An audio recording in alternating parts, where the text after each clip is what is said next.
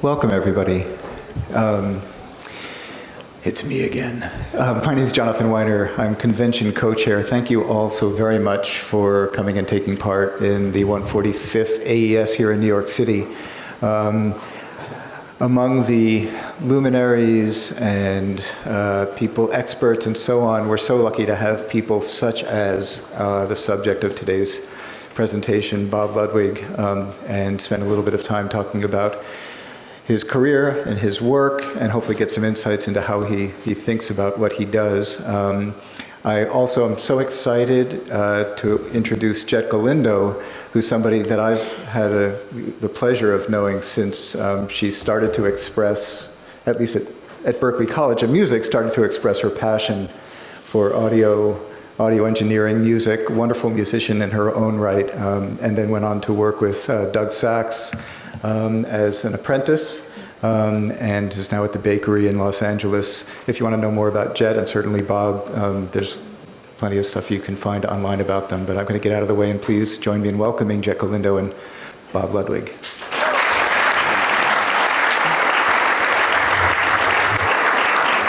Hi, everyone. Welcome to today's very special panel. I'm Jett Galindo, as introduced by Jonathan. I work as a mastering engineer at the bakery in Los Angeles.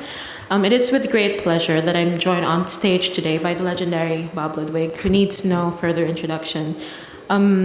But just to give you a little insight into what we're going to cover today.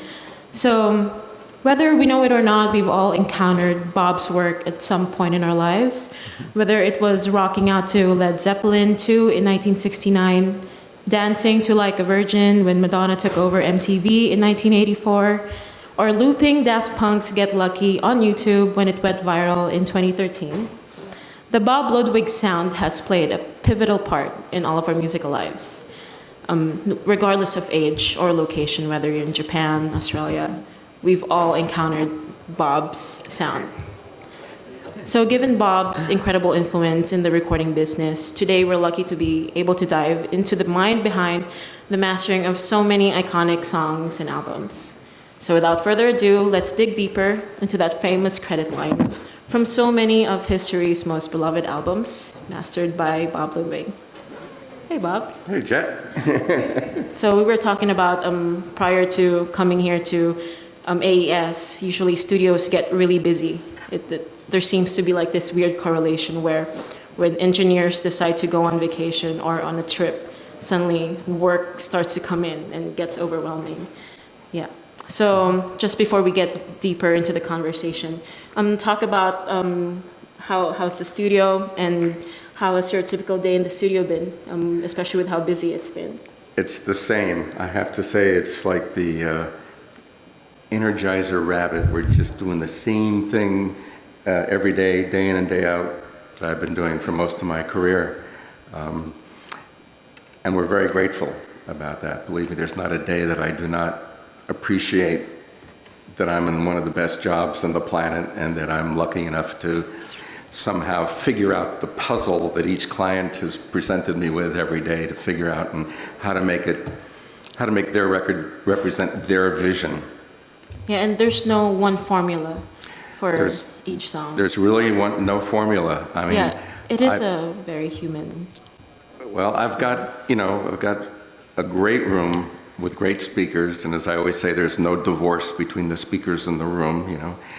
They each affect each other, and I just try to make it sound as good as I think it could possibly sound on my speakers, and like Harman, which used to be JBL used to be part of Harman, and Floyd Toole from there once checked out all these different speakers out on the planet, some that were big, some small, and they plotted all these crazy graphs of these speakers together, and when they averaged them out, it was almost a straight line, flat.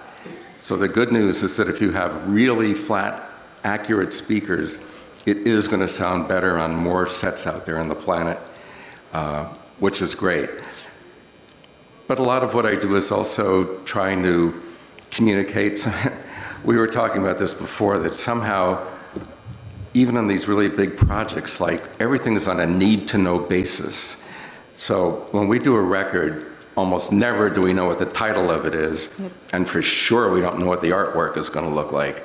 So people will go through the years and say, did you do this record? Did you do that one? And I'll go, I'm not sure. Sing a couple of bars from it and I might remember the music, but Sometimes the session name ends up becoming the name of the A&R, just because we don't end up knowing what the song title is or what the artist is. yeah. But being in that context, I still try to communicate as much as possible to the producers and the artists, if it's possible to communicate with them and find out what they're looking for. And when I start a project, most album projects start with like a lead single or some song that they want to use to kind of get the project going. When I do that, I usually master it in several different amounts of dynamic versus compressed. Because for most things, don't get me wrong, compression is the heart of rock and roll. There's no such thing as a rock and roll record without compression, or any pop record. But it's the degree. So I'm completely down with compression till you get to that point where I think it's artistically what I want to have happen. Mm-hmm. And then boosting level just for level's sake past that really hurts me. But I do have to do that a lot. In fact, one of the things we're known for is making really hot records that don't sound compressed. So it's something that, it's always bugged me. So I always try to make sure it sounds as good as it can. Anyway, so with the artist getting to choose between dynamic and compressed, I get some idea of what they think of their own music and things like that. So. You were talking about having good speakers and good rooms. But in essence, a mastering studio is known because of the mastering engineer.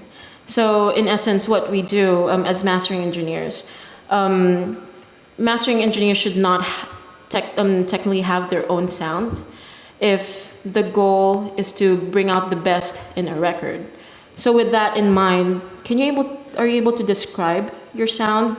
Because even if there's technically, we shouldn't have our own unique sound, there's still the human element, that there's some subjectivity that goes on, which causes some variety in the results. And with that in mind, can you describe your sound? One thing, I think I come from the Phil Ramone and Elliot Shiner kind of school, where I do like things to be clean sounding. Never at the expense of vibe or funk or anything like that, but I do tend to not purposely make records distorted. We were doing a record of a really big artist in surround that had already made the charts as a stereo record, and it was one of those records that has really big thumping bass, and when you listen to it carefully on the headphones at a soft level, all the kick drums were distorted, and so when we did the surround, we kind of begged to see if we could back off everything by a couple dB, and we did, and we ended up getting a Grammy for that surround record. I think I know this surround record. Mm-hmm. Beyonce. Yeah. Yeah. I don't want to publicly say that her kick drum was distorted. So we're talking about this compression right here, and in fact, moving forward, I'm excited to pick up your brain by decades of your career, because we're very pleased to be able to listen to your sound for over 6 decades. And I'm sure that with those 6 decades, you have a lot of stories to tell. Even your mastering approach would have gone through a lot of journeys from 1960s all the way to 2010s. So yes. You were talking about how you don't want to compress for the sake of compression. And what a good way to start, by starting with a track from the 1969. And I'll start playing the music and I'll have you guess what music it is.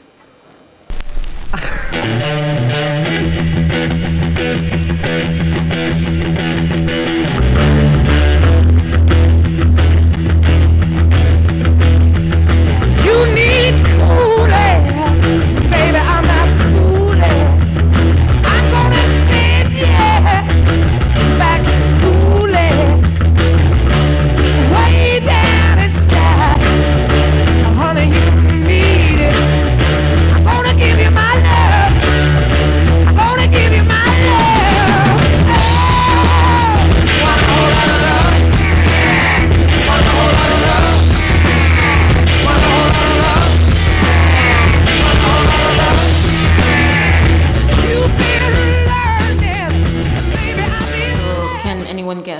this record. So. I always joke that somehow I did this record early on when I was a kid that is still keeping other bands off the radio playlists, you know.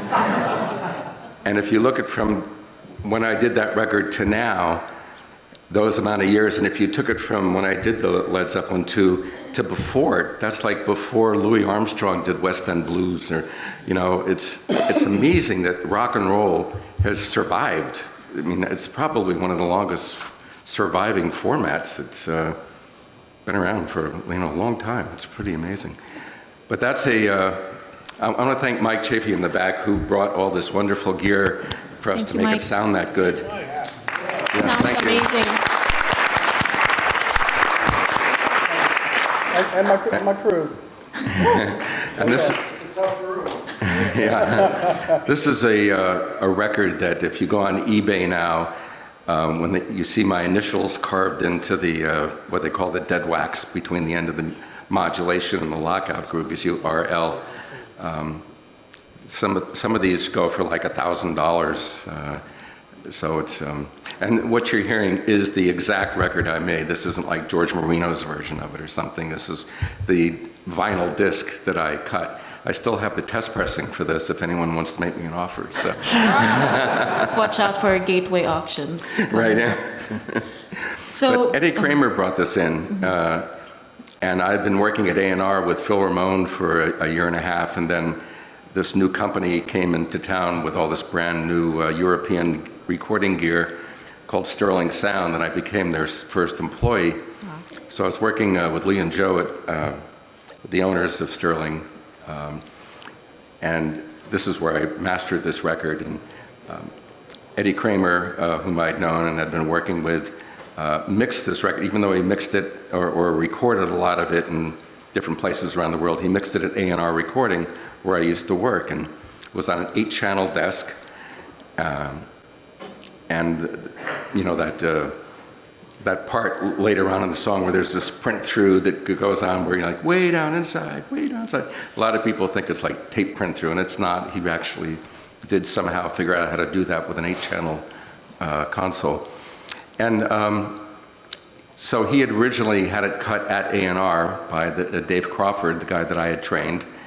And Dave actually did a very good job, but Eddie came to me at Sterling and said, this is what Dave did, but can you do it any better? You know, I was like, oh gosh, you know. So I did what I did, and it came out and was, people liked it. It was really good.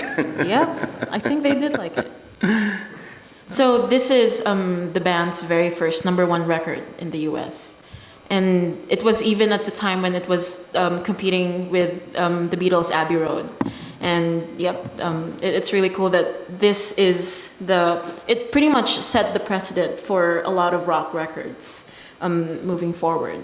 So I was asking Bob a while ago, did the band's amazing success make a personal impact to you in your career when you were starting out? Because you being, I think it was Sterling, did Sterling just open it around that time? Yeah. Yeah. And did the impact of Led Zeppelin 2 just establish the rest of your career at that point? Well, the answer is no. It didn't. And the reason for that is no credits anywhere. Oh, yeah. Up until 1972, mastering engineers did not have credits on anything. I did a Sly and the Family Stone album, There's a Riot Going On, with Family Affair on it. And on that, if you have one of the, I don't even know if they still have it, in the original thing, I'm under special thanks. Oh, wow. And the reason for that was that CBS Columbia was a union shop, and theoretically we weren't supposed to master anything for them. And so when we did projects for them, they had to send a union representative to the mastering studio to theoretically master it themselves. But of course, you know, I'd say, well, this $3,000 cut ahead, are you going to be responsible for that? They go, no, you know. So. Wow. Even to this day, like the whole discussion of credits for engineers is still an ongoing discussion. Yeah. So it's not a surprise that that's the case back then, and probably even worse. Led Zeppelin too was infamously known for being recorded during their tours, done in a lot of recording studios. Did that affect your mastering approach, especially since at that point you were still cutting the masters onto lacquers? Did you have a Right, it was done real time, no time code. Never is any time code in analog tape for mastering. Well, it's funny, you talk about a need-to-know thing. I mean, Eddie Kramer was there, and but I never found out about how it was recorded until way, way after. I mean, decades after, you know. So I finally was reading about it one day and went, oh, no kidding, it was recorded in a lot of different places. Eddie did a good job on that. There are differences in the sounds from track to track, but nothing that was too crazy back then. I mean, don't forget this was, drug-crazed days that artists and producers were under, so it was nothing out of the ordinary. Wow. So, yeah.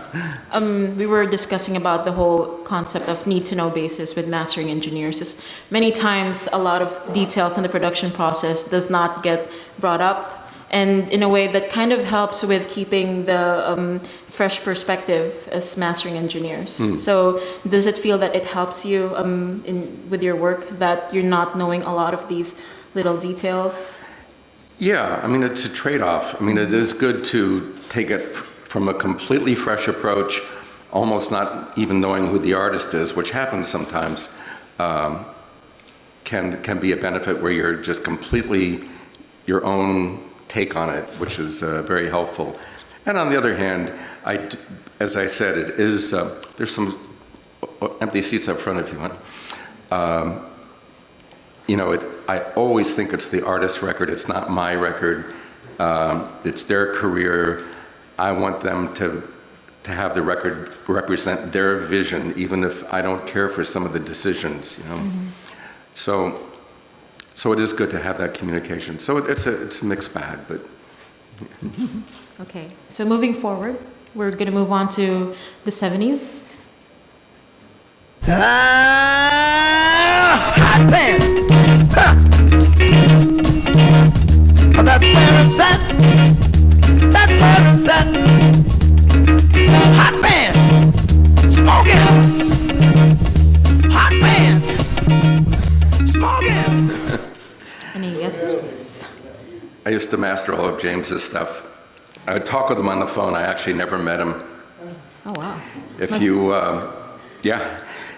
you look at his singles, you'll see one of the songwriting credits is Charles Bobbitt, and that was his manager, and that's how he got paid.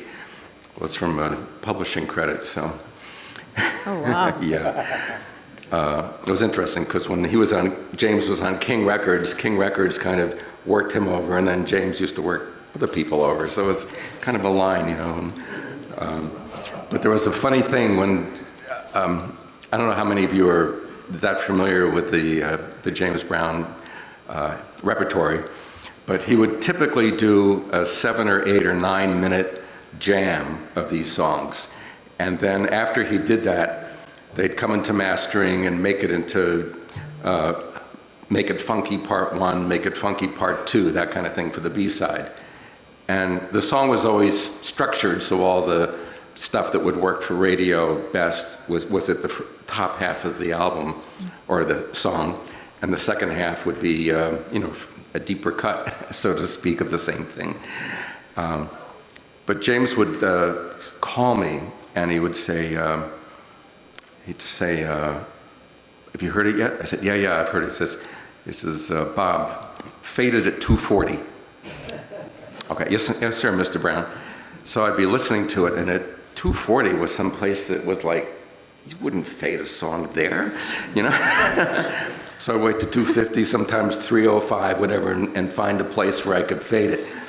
But it wasn't at 240, and then we'd send the reference acetate over to him. You don't tell James, what you've done. No, I didn't tell him what I did. I just sent them the thing, and it had the right time, even on the label. It would say 305, whatever. Anyway, wouldn't hear a word. Record would come out, be a massive hit, especially in the R&B charts. And then I'd do the next thing. And he would call, and he would say, Bob, faded to 240. Not even a reference to like, last time I said that you didn't, nothing, never. And that's how my interaction with James would be. It was pretty funny. But Does Polydor like give James Brown full production decisions at the mastering stage? yes, yes. Yeah, James was at that point of his career where he was really in control of lots of stuff. Yeah, he was very good. I mean, those records are just, icons of that kind of music. It was just really great stuff. I wish I had met him, it was good. But I met his other artists, I'm blanking the name, Fred Wesley, the trombone player. That's cool. Did solo albums, and the singers, and so we worked on all of them. And funny, speaking of a sound, it was very interesting because the reason I left A&R to go to Sterling was that I was the first person to ever work with the SX68 cutter head that Mr. Neumann made. And it wasn't made by his technicians, it was made by Georg Neumann himself in his own little lab that was part of the bigger lab. And one day he kind of came out and showed his staff, look what I did, that kind of thing. And Neumann made some good cutter heads. The SX45, which Deutsche Grammophon used to use, was a very good cutter head. And then after that they made it, but it didn't have much level on it. And after that they made the SX15, which had to do with the tracking angle. And it was, you could cut loud levels on it, but it was terrible. It was not a very good sounding head. And I always had to equalize everything through the Pultex just to make it sound uniform. And then suddenly Georg Neumann invented the SX68, and it was like going from 7.5 to 30. I mean, it was this major advance. You could cut very hot levels, yet it was super flat in response, and it was really good. So I was all enthused about that, and not Phil so much, but Art Ward and the other people that owned A&R didn't want to buy the head for me, and I was like, wow, I'm trying to get my career going, and I don't think I'd want to compete against that head, because it really does sound amazing, And then Sterling Sound was being started with not only that, but the first solid-state Neumann cutting system, and we used the Telefunken M15 B, which was a B. It's the M10A. This was M10A, which was a B-wine machine with the oxide facing out instead of in. But it was a really good sounding machine, and their little desk sounded great. It was really good. So anyway, so that's one reason we ended up doing all of Polydor's stuff for a while, was the fact that it could cut high end like no other system that was out there. Sterling Sound probably enjoyed at least half a year or a year before anybody else got that system. So it was almost like a little monopoly on super great sound. So. It was that cutting head that was convinced you to do the move. Yeah, that was the thing, yeah. And it was very sad because, I love Phil. I still sometimes find old interviews with Phil just so I can hear his voice. He has such a great voice. And he was just so disappointed that I wanted to leave, so, but it was, the handwriting was on the wall, so it was good, so. So with you working on all of the James Brown records through Polydor, did you have this aesthetic where you adjust your mastering technique based on the genre? And particularly with funk, you can just hear that low end, and it's not just a cutting head that's doing that. Right, yeah, so it's, again, whatever speakers I happened to have at the time, which back when we first started at Sterling were KLH5s, which were not bad for the day, but there's nothing you'd want to probably master a record on now.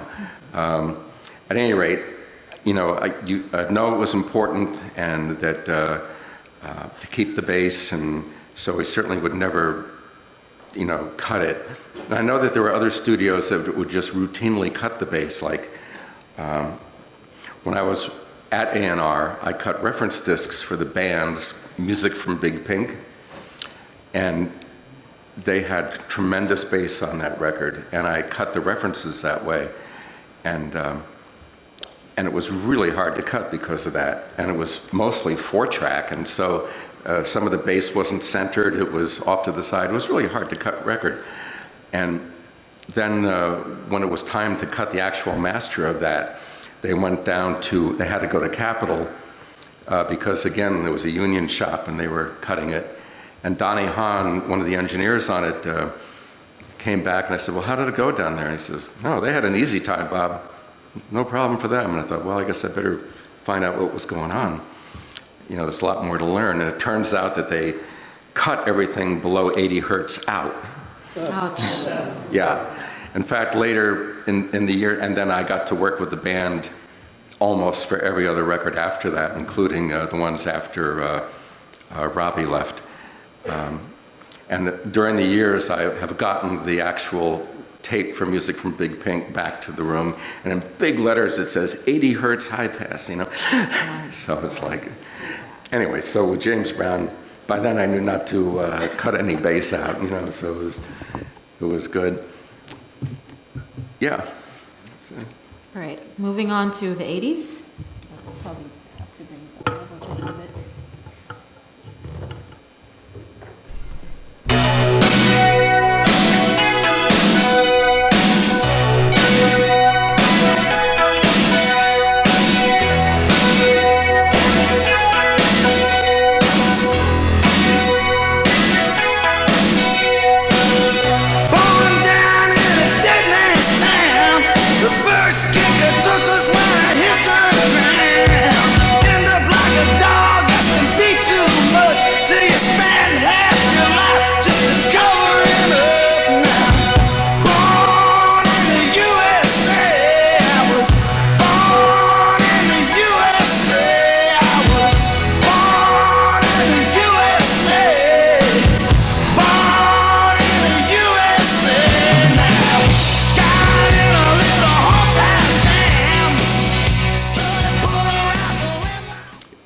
Born in the USA, in case you know. Bruce.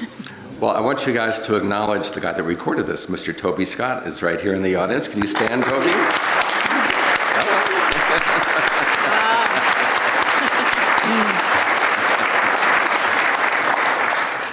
So Toby and I go way back.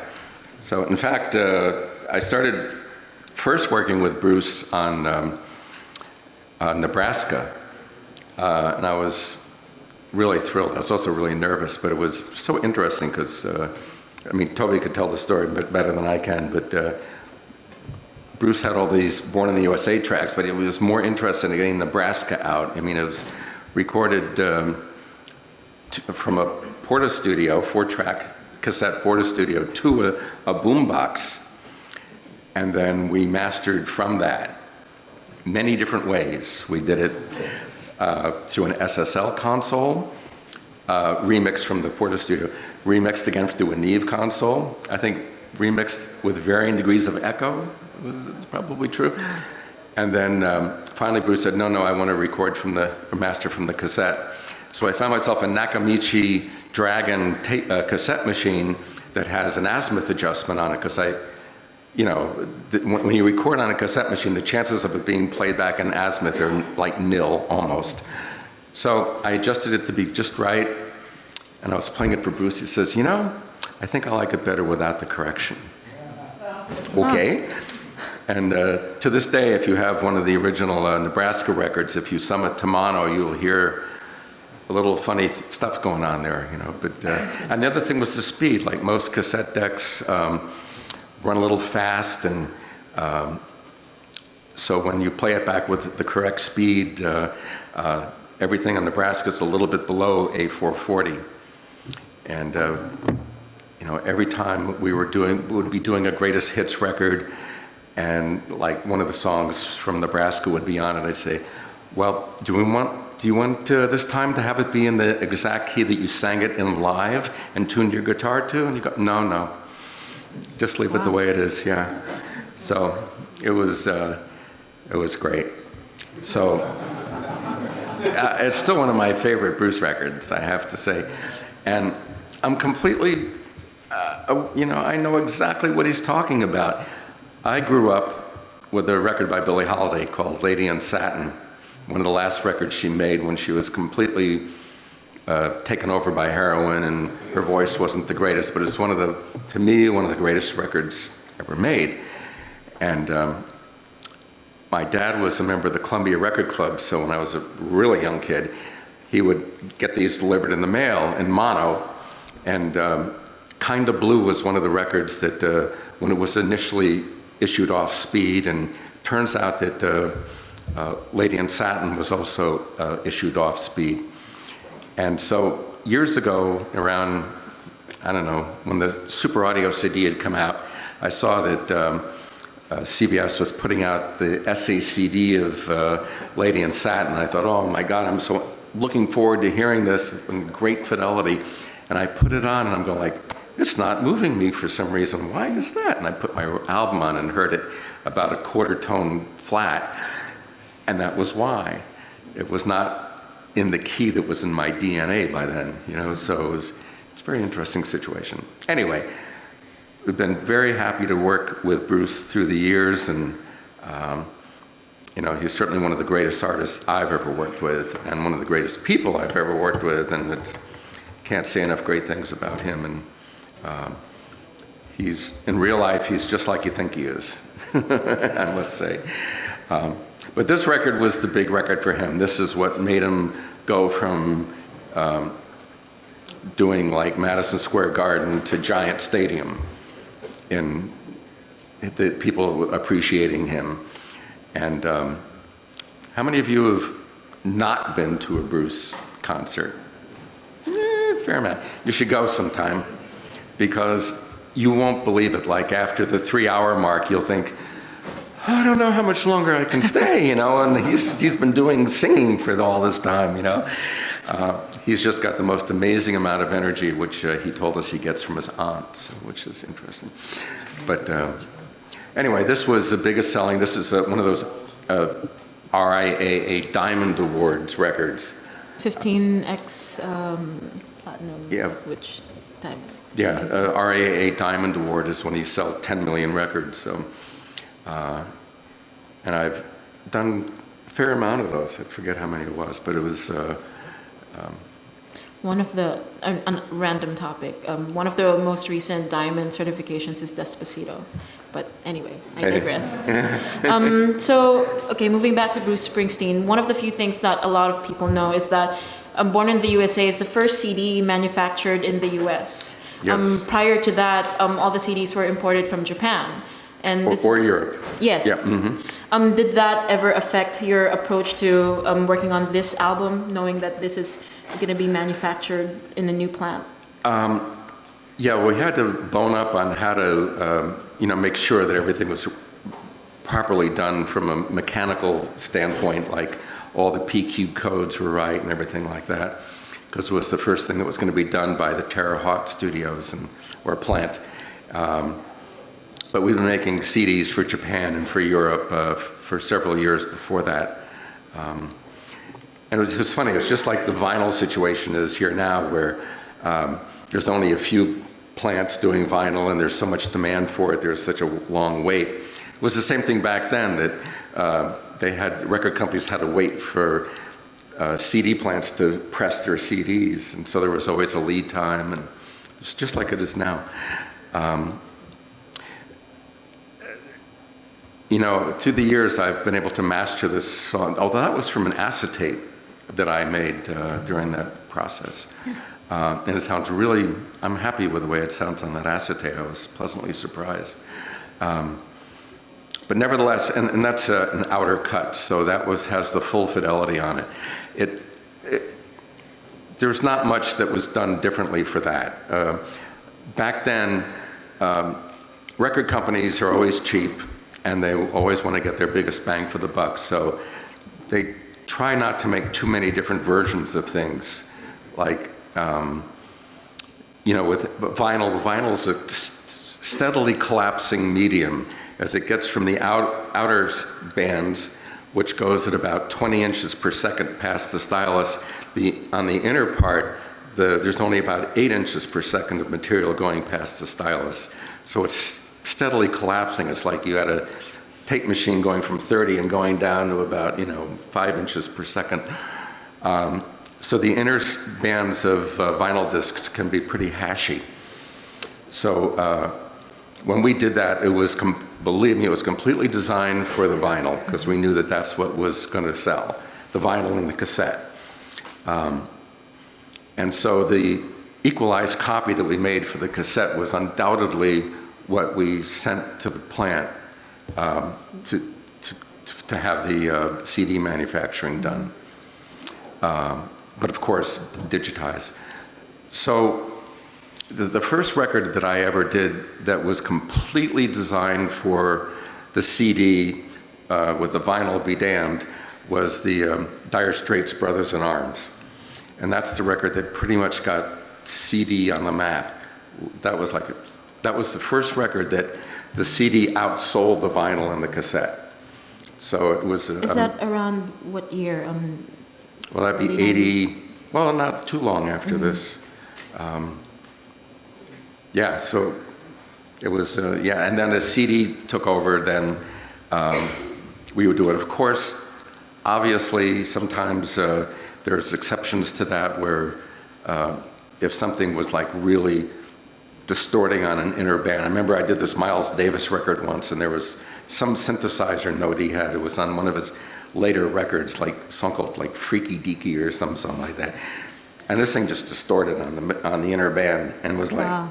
What's going on here? We could not figure out why that was. And, but so that had to be modified a lot for the cut, and we didn't change that for the cassette or compact disc. But Bruce's stuff used to be pretty hard to cut. His voice has got so many harmonics on it that it takes up a lot of bandwidth. So yeah, it was very interesting. Okay, moving on to the 90s. I've been drawn into your magnet's trap.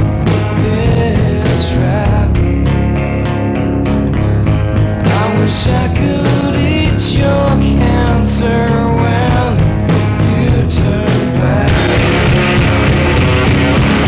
Hey, wait, I gotta look away forever, down to your presence of lies. Hey, wait, I gotta look away forever, down to your presence of lies. Hey, wait, I gotta look away forever, down to your presence of lies.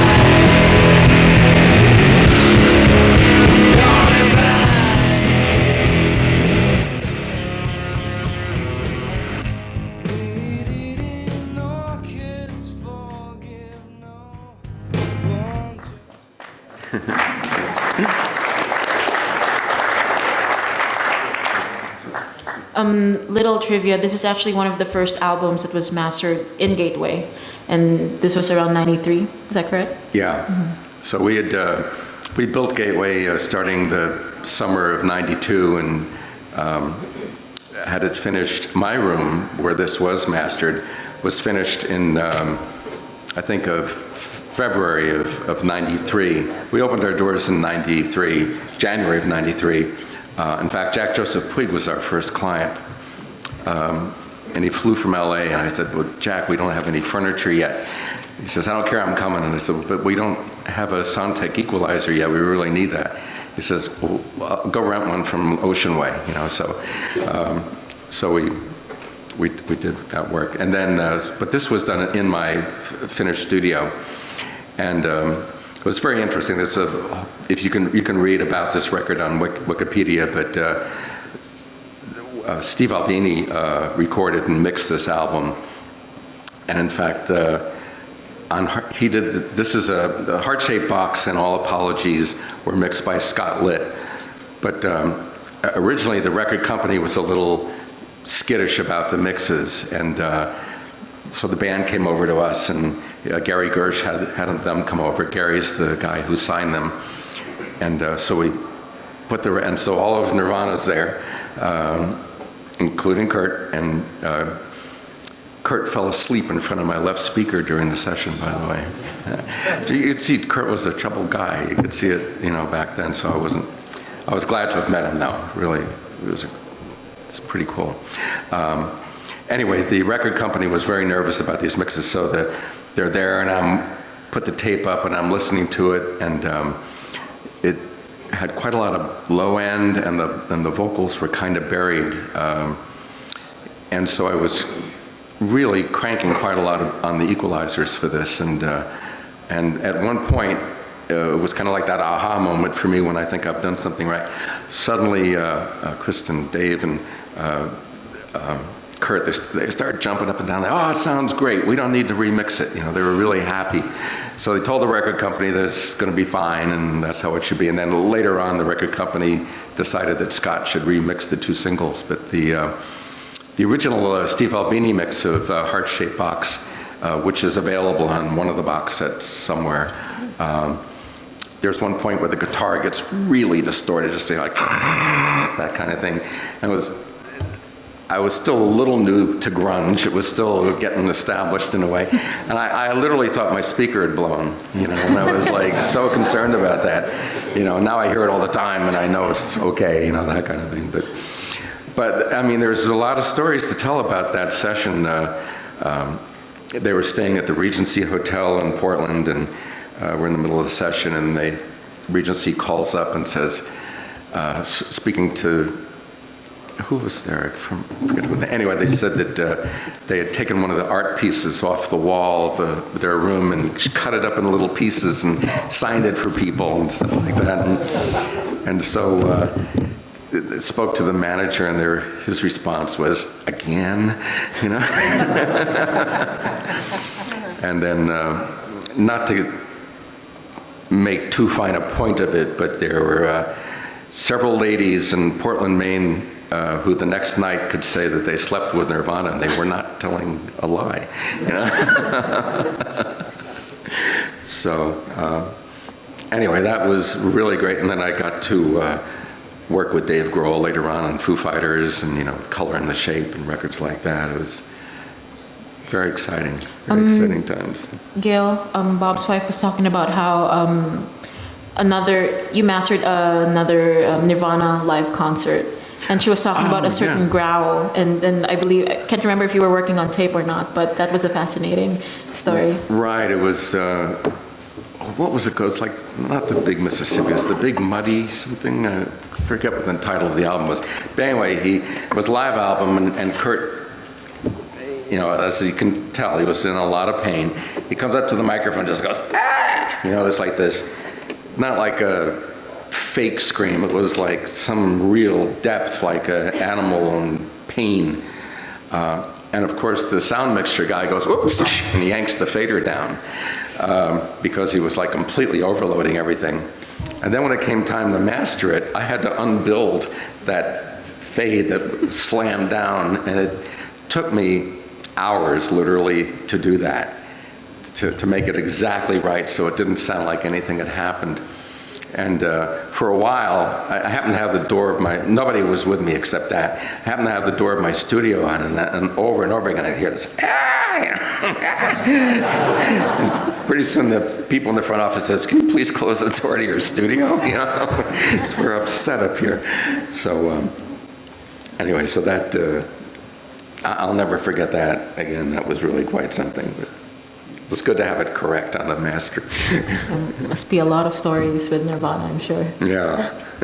All right, moving on to 2000s.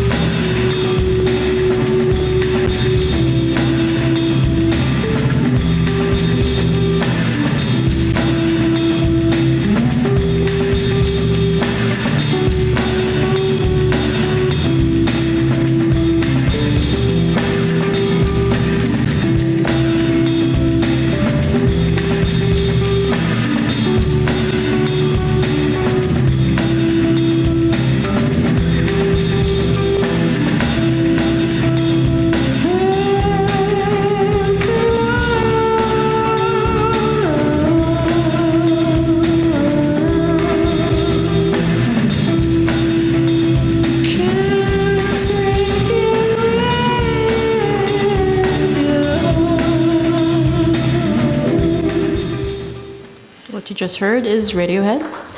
Yeah. I love this record. Thank you. So this album was popular back in 2000s for being the very first Pay What You Want release for a major act. And I'm curious if you knew of this while you were working on this album. We didn't know until just before it was going to be put out. This was a great thing. First of all, Nigel Goodrich engineered and mixed this record. He's just brilliant beyond belief, I think. And I'm so privileged to get to work with him from time to time. And I'm so privileged to work on so many of the Radiohead records I've had a chance to do. I'm a big fan of them. I think they're really great. And people ask us, why don't we have interns? And a lot of it is for security reasons, because we have a lot of secrets going on in the studio. And if an intern was there without any career on the line, the chances of him saying, oh, I was working on Radiohead today, is like, it can't happen, so we don't have them. So, but this is a good example because we had worked on this record and it was put to bed months before it was put out. Months. And Nigel had called me and said, we're going to release it tomorrow on our website, and we're going to do a pay whatever you wish experiment to see what people would pay for this. And I never got to hear the data of what happened, but I know a lot of people did download it for free, but a lot of people did download it with whatever money they decided. And so knowing that it was going to be released the following day, I did a as much as I could, thorough internet search to see if there was a clue about this new record on the internet. Nothing. All you found was, oh, Radiohead's going to maybe make a record next year. That was everything you'd see on the internet. There was nobody saying anything about this record. And so it was a perfectly kept secret. And when it arrived on their website and saw that fans could get it for free or whatever they wanted, it caused quite a stir. But this record is, I have to say, there's, remind me to tell you about the previous example of this, but this is one of the records that more people submit records to me and say, make it sound like In Rainbows. And of course, their record sounds nothing like In Rainbows, right? It happens way too often. Yeah, and this is a very loud record, but it's designed to be that way.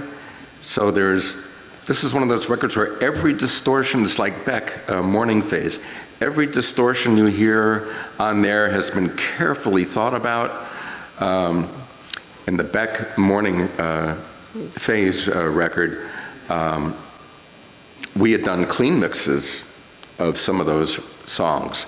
And then when it came out in Stereophile magazine, some people said, oh, it must be from an MP3 because of this and that. And it was very interesting to see the people speculate on what was going on. But anyway, I've had more people ask to have it match this record, which is just really impossible as well. If you're Nigel Goodrich, maybe, One of the interesting contrasts between Radiohead album In Rainbows and Nirvana's In Utero is this is a self-released record, and it's the very first self-released record of Radiohead after a 6 album contract with EMI.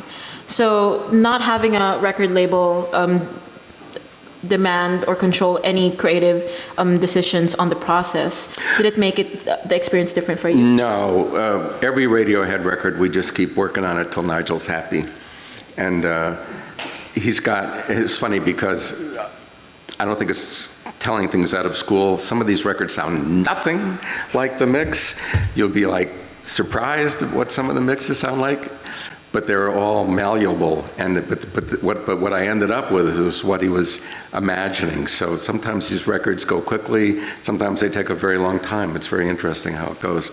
But it's never put out until he's just like, that's it, So, but the previous record thing that happened to me was years ago. I worked with the Cars and did some.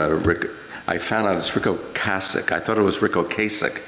But a couple of weeks ago, I was on a panel at the University of Rochester, and he was on the panel because this kid goes to the U of R.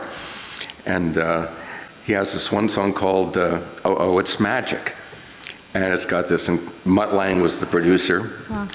It has this incredible bass sound on it. And I happen to know, Mutt told me that they had a hard time getting that bass sound. Like every time they would be doing a session, they would have different bass players come in, different strings, different instruments.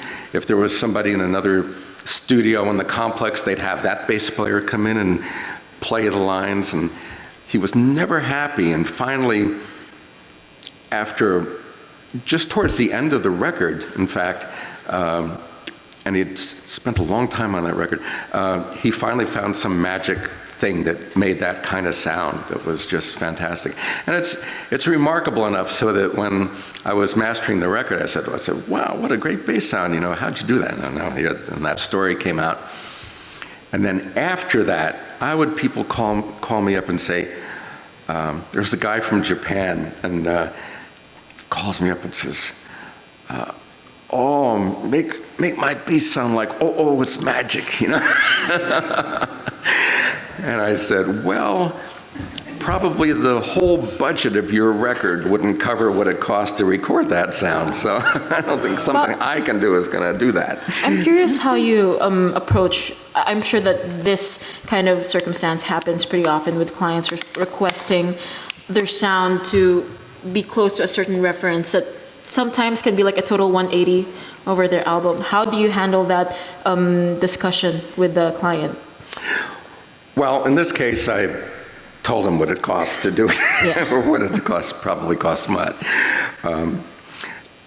I always respect them because, as I say, I'm always hungry for feedback from the clients. So I would, without a doubt, I'm sure I put that record back up again and listened to it and went, wow, his record sounds nothing like that, and there's nothing I can do. So you just do the best you can and give it to them and pray that they're happy. But that's about all you can do, is to respect it, listen to what it is. And there are times you can get push it. Yeah, point. Oh, definitely. There's times that I'll be working with an artist and they'll love something I did on their previous record, and we'll say like, can you try to make it sound like the last record? And I'll go look at my notes and see if it was mixed by the same guy, because that helps a whole lot. But if it was not, again, I'll just listen to what I had done and try to dial it into my head. I mean, when I'm mastering, there's an aha moment. I think all mastering engineers, when they hear a raw mix from the studio, good or bad, they have in their head an image or a sonic impression in their brain as to how it could sound or how it should sound. Mm-hmm. And then we know how to move the different knobs to make it sound like it does in your head. And that's pretty much what mastering is in a nutshell, but it's that difficult also. So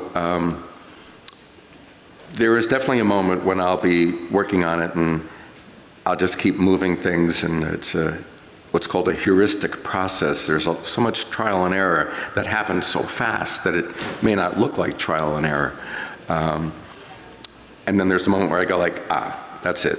I don't think I can improve it past that. That's how I think it ought to go out. And most times, thank God, people, because we have accurate speakers and it translates well, most times people say great things like, it's better than I ever dreamt it could be, or, I'm so glad we had it done, nice things like that. I've lost my train of thought. But speaking of bringing the best out of a record, here's the track that's representing year 2010 and onwards. We've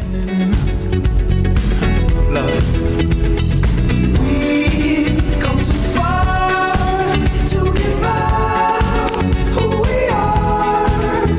So let's raise the bar and our cups to the stars. She's up all night to the sun. I'm up all night to get some. She's up all night for good fun. I'm up all night to get lucky. We're up all night to the sun. We're up all night to get some. We're up all night for good fun. We're up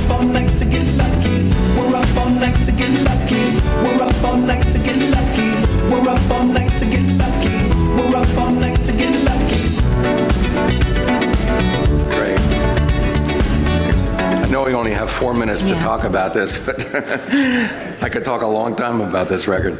First of all, swear to God, when the session was booked, I'd never heard of Daft Punk.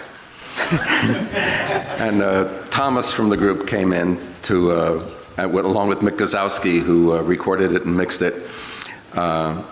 And I had no idea for quite a while that it was like really something to be seeing Thomas without the masks that they wear, the helmets.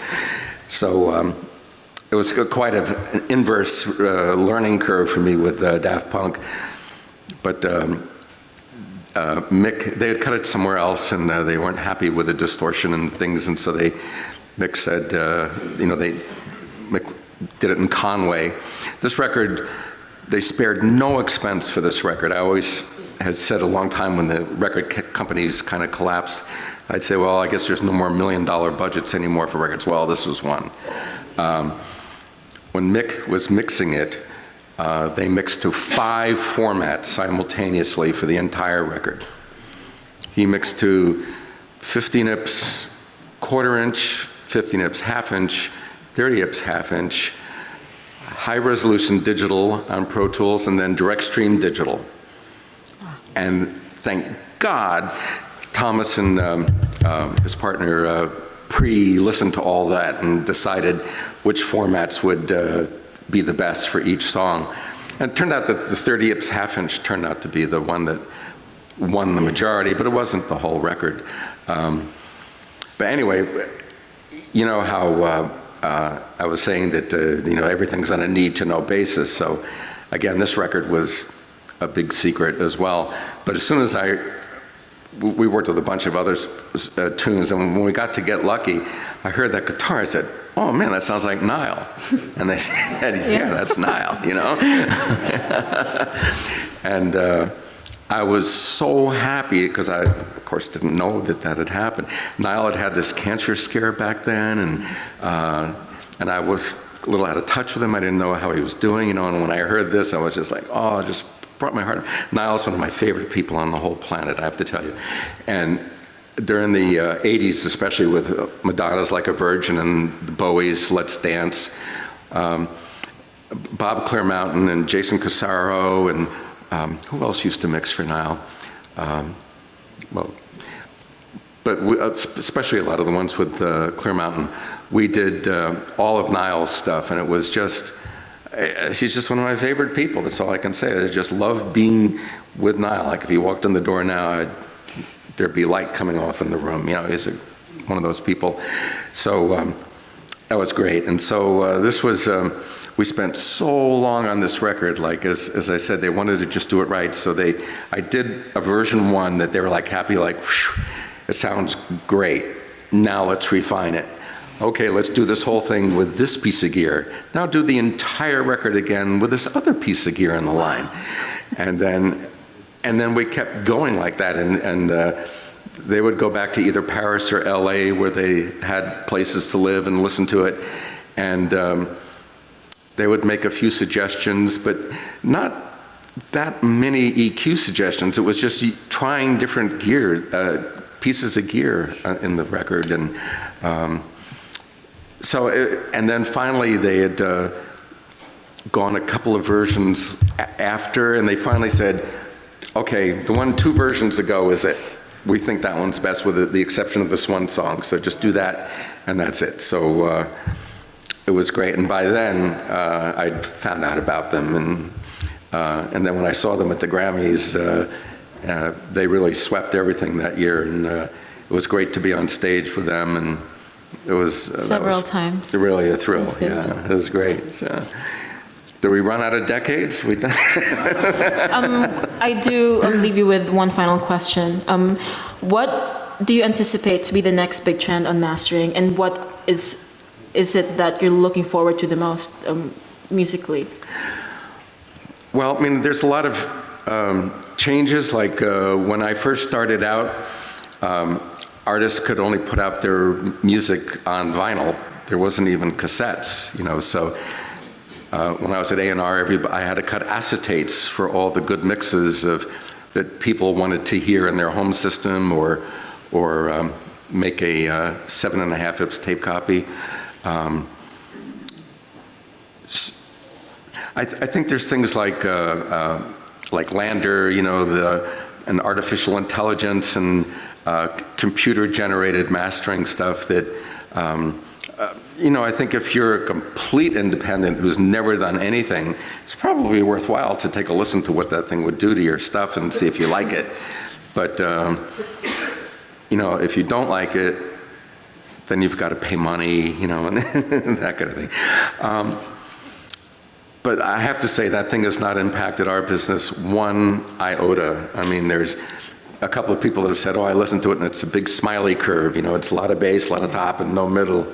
And it doesn't bring to the session years of accumulated knowledge and, a vision that I might have that can further the artist's vision that he didn't even think could go there, So I always say that masterings, we're very lucky because we win in two different ways. If somebody has something done in a garage, with their band and it's the first time they're doing Pro Tools and the thing sounds like dog meat, Mastering, a good mastering session can move it up so it sounds like they had a big budget and it sounds at least normal. That can happen.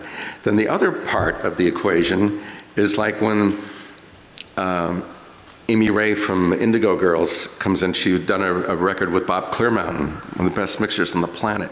Normally Bob's mix numbers are like 4, 5, 6 or something, and we're looking at the take sheet and it's mix 41. What? Says, you must have been whipping Bob, They says, yes, and and the vocal still isn't right. Oh, we're gosh. very upset about the vocal, so we want you to help us, So. Did it turn to Master 30? What's that? Master version 30? No, it went smooth. But, so I put the tape up, I'm listening to it, and it says, this sounds really pretty good to me. So I'm taking like the mid-range and I'm boosting it up. See, it was in a TC Electronic 5000, 0.3 of a dB. And Amy goes, oh, thank God. That's cool. And was it Emily who works with her? They were just so happy. And the thing is, the problem for you guys is that they could hear it every time, whether it was right or not, which is pretty scary, Sometimes you can really get honed in on your work, and sometimes I used to think, well, maybe, most digital stuff's in 10th dB steps, and you think, well, that's got to be enough. And when we were doing Don Henley solo album last time with Jeff Balding, that had been worked and worked and worked. It was like a Steely Dan record, like every aspect of it had been finally thought about. Is this exactly right, And every time we would do things, we would start doing changes that were down to the 10th of a dB. And once you were completely in that mode where you're into it, you could hear it, It's always funny because 20 years from now, someone's going to do a box set and just care nothing about that and do what they do. So it's great. Anyway, thanks. Thank you so much, guys, for coming. Thank you so much, Bob. Thank you. And thank you, Mike Chafee, for the Blue Horn speakers. Thank you, Jett.